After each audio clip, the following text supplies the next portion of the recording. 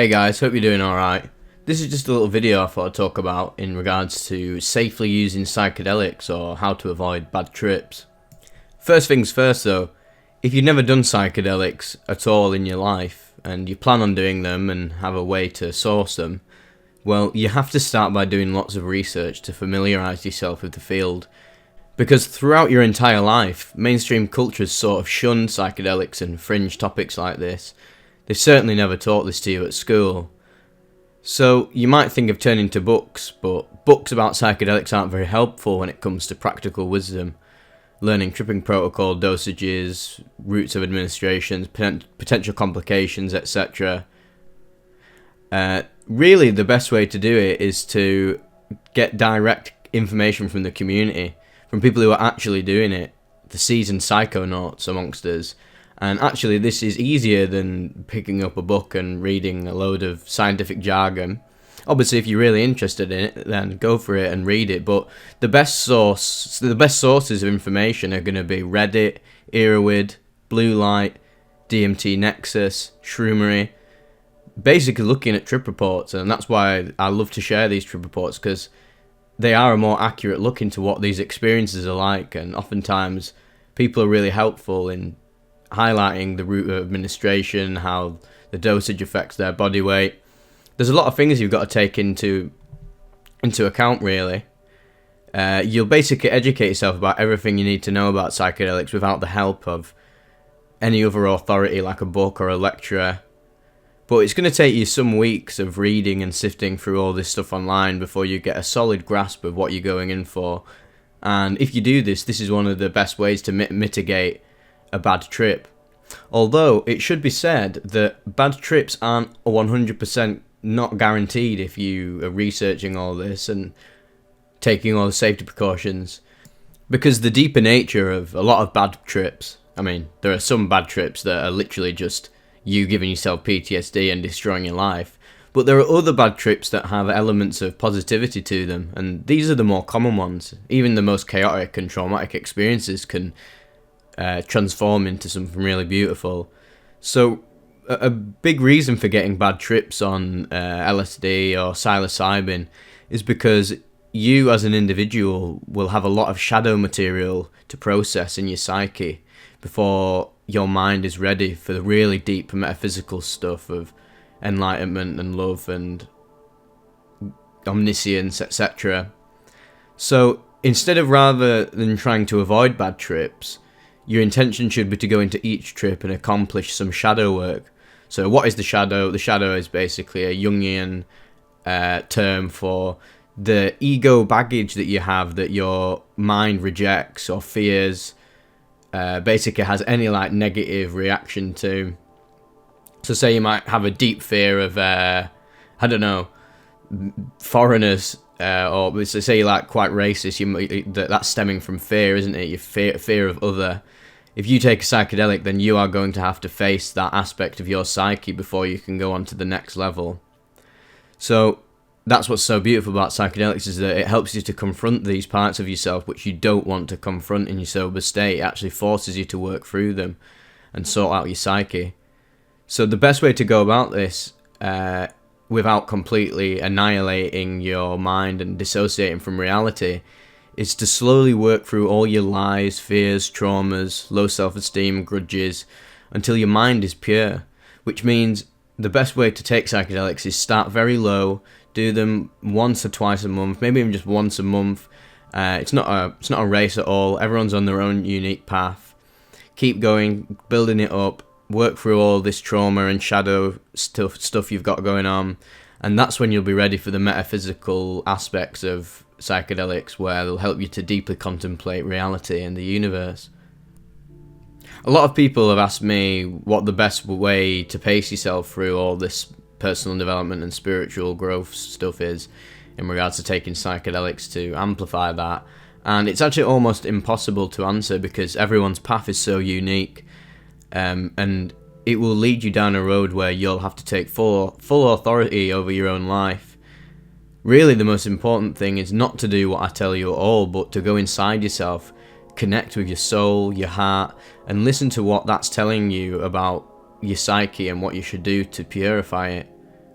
you want to get good at leading yourself and following your own compass, your own intuition. And you can do this by going into solitude and quiet contemplation. I'd say the best way to take psychedelics is, to do them by yourself and really hone into it, the experience, rather than having any distractions. But of course, a really great way to mitigate traumatic nightmare trips, even though there might be like some bad quote-unquote aspects to it, where you confront your psyche, there might be a lot of fear and uncomfortable situations, but you will persevere through it if you have the courage and the open-mindedness. A good way to, again, mitigate the really fucked up parts of it that you don't want and that aren't good for your development is to just dance around on the come up, dance to your favourite music, or just binaural beats, or anything you find relaxing or uplifting. Maybe watch something that inspires something positive in you as you're coming up, and then when you notice you're starting to feel the effects, get rid of your distractions, lay down, close your eyes, and just let go of your ego, or do your best to, and bask in the glory of the experience. Ask yourself powerful questions about reality and the universe in order to open your mind.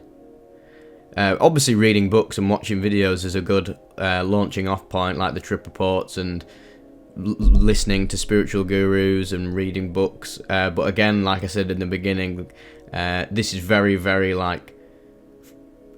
basic stuff in regards to actually hearing of the real deal of people, and actually the realest deal itself is doing it by yourself and seeing what it's all about. So to start off, you need to arm yourself with quality information and idea of what's possible and what's worthwhile to pursue. So don't be afraid to invest a few years into just exploring psychedelics and researching them before you start jumping in. I mean, you've got your whole life to do it, and if anything, I'd actually recommend taking them later on in life, maybe like mid to late 20s, rather than when you're younger, from like 15. I mean, people take psychedelics when they're 15, and it can really fuck their lives up big time, because again, you can start to dissociate from reality and not care about things, and you won't be as immersed in the dream anymore, which is important. You're in this universe, this realm, to do things, to create meaning out of nothingness. You can't just constantly be basking in enlightenment all the time, or else you will actually end up having a very poor quality of life. So you need a decent vision of where you're headed and why. You need to be sure that you want to do this stuff.